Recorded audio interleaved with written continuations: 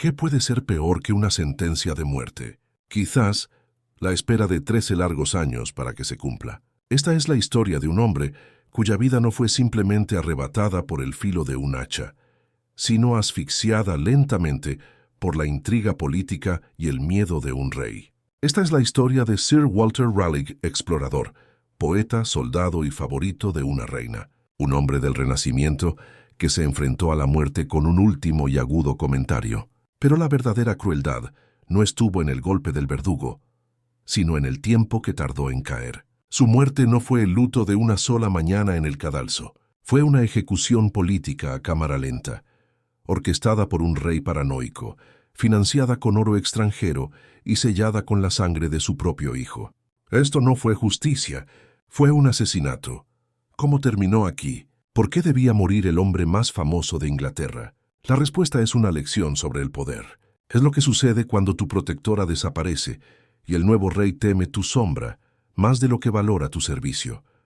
Todo comenzó cuando la reina Isabel I murió. Durante más de 40 años, ella había sido Inglaterra y Raleigh su hombre. Comandante, aventurero y poeta lo era todo. Tenía poder, riqueza y el favor de la corona. Pero sus enemigos, liderados por el astuto Robert Cecil, esperaron pacientemente este día. El nuevo rey, Jacobo de Escocia, ahora Jacobo I de Inglaterra, cabalgaba hacia Londres.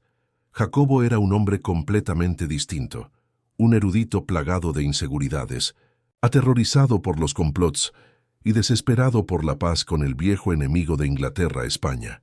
Raleigh era todo lo que él desconfiaba, un héroe de guerra arrogante, popular entre el pueblo, ferozmente anti-español, y una reliquia de la corte de la antigua reina.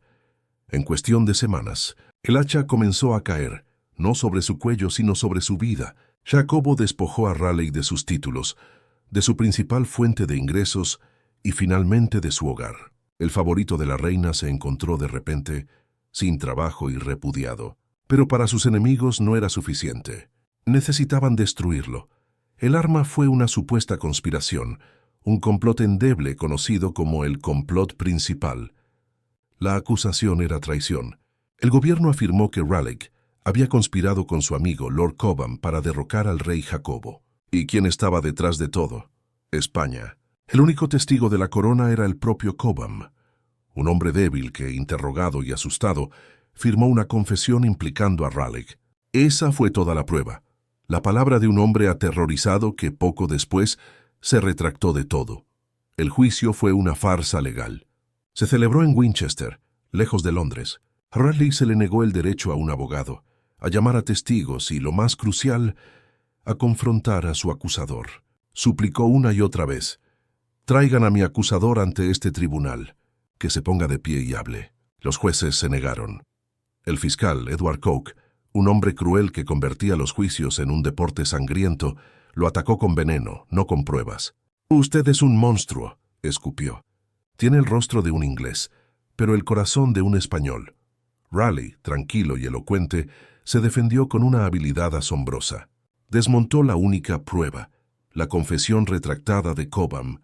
Señaló sus contradicciones y absurdos. Durante horas, argumentó con una lógica afilada. El público, que había venido a burlarse de él, terminó sintiendo simpatía. Pero no importó. El veredicto estaba predeterminado. Culpable. La sentencia fue la pena completa y espantosa por traición. Sería ahorcado, desmembrado en vida y decapitado. Raleigh, el héroe de Cádiz, escuchó en silencio. Sin embargo, el rey Jacobo dudó. Ejecutar al último gran isabelino con pruebas tan frágiles era demasiado peligroso. Días antes de la ejecución, la sentencia de Raleigh fue suspendida. No anulada, suspendida. Fue llevado a la Torre de Londres para esperar. Tenía 51 años y esperaría allí los siguientes 13. La torre no era una mazmorra. Se le dieron aposentos decentes. Su esposa e hijo pudieron vivir con él. Tenía libros, visitas y un pequeño laboratorio para sus experimentos químicos.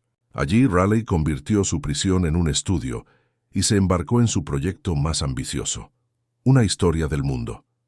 Publicada desde la cárcel, la obra fue un éxito y una velada crítica a la monarquía. Pero 13 años es mucho tiempo. Su salud se deterioró. Su fortuna desapareció. Necesitaba escapar, y le quedaba una última carta desesperada. Una leyenda. Una ciudad de oro.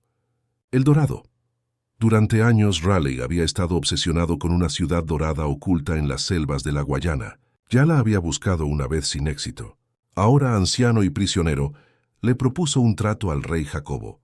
Le prometió encontrar una mina de oro específica, traer una riqueza inimaginable y, lo más importante, hacerlo sin ofender a España. Jacobo, con las arcas vacías, aceptó, pero el trato era una trampa. Raleigh sería liberado para liderar la expedición bajo condiciones imposibles. No debía, bajo pena de muerte, dañar a ningún súbdito español. Y para asegurarse de que no escapara, Jacobo no lo perdonó. La vieja sentencia de muerte de 1603 todavía pendía sobre su cabeza. Si Raleigh fracasaba o provocaba a España, el rey simplemente la reactivaría. Para empeorar las cosas, Jacobo reveló la ruta de Raleigh al embajador español. Raleigh caminaba directo a una emboscada y lo sabía. La expedición fue un desastre desde el principio. Las tormentas y las enfermedades diezmaron a su tripulación. El propio Raleigh cayó tan enfermo que no pudo liderar la marcha tierra adentro. Encomendó la misión a su capitán más leal, Lawrence Keymis, y envió con él a su amado hijo de 23 años, Watt. Su orden fue clara: evitar el conflicto con los españoles, pero en lugar de una mina, encontraron un fuerte español esperándolos. En la batalla que siguió, el joven Watt Raleigh fue abatido. Murió casi al instante. Los ingleses tomaron el pueblo, pero no había oro. La misión era un fracaso y la orden del rey había sido violada. Cuando Keymis regresó con la noticia, Raleigh quedó destrozado. El dolor se convirtió en furia. «Me has arruinado», le gritó. Keymis, aplastado por la culpa, regresó a su camarote y se quitó la vida. Raleigh sabía lo que le esperaba en Inglaterra. Fue traicionado, arrestado y devuelto a la torre. La trampa, tendida 15 años antes, finalmente se había cerrado. No hubo un nuevo juicio. Era mucho más seguro para la corona desempolvar el viejo veredicto. La comisión dictaminó que, como Sir Walter había violado las condiciones de su liberación, su antigua sentencia de muerte por traición debía ejecutarse. En su última noche, escribió a su esposa, comió un buen desayuno y fumó una última pipa. En el cadalso, ante una gran multitud, habló durante casi una hora, defendiendo con calma su honor y lamentando la muerte de su hijo. Cuando el verdugo le pidió perdón, Raleigh le sonrió. Luego pidió ver el hacha. Pasando el pulgar por el filo, comentó: «Esta es una medicina afilada, pero es un médico para todas las enfermedades y miserias». Se arrodilló. El verdugo vaciló. Raleigh desde el suelo lo instó: «¿Qué temes? Golpea, hombre, golpea». El hacha cayó. El verdugo levantó la cabeza y gritó: «Contemplen la cabeza de un traidor», pero la multitud permaneció en silencio. Sabían que no habían visto la muerte de un traidor, sino el asesinato de Estado de uno de los más grandes hombres de Inglaterra. Su ejecución fue un sacrificio político, una ofrenda para mantener la paz con España. La historia tiene un epílogo escalofriante. Su esposa, Bess, recibió permiso para llevarse su cabeza embalsamada. La guardó en una bolsa de cuero rojo, y durante los siguientes 29 años, hasta el día de su propia muerte, la mantuvo siempre a su lado. Raleigh fue brillante y defectuoso, leal y temerario. Murió víctima de la política, pero su leyenda, sus escritos y su espíritu aventurero sobrevivieron a los hombres que lo condenaron. El hacha cayó.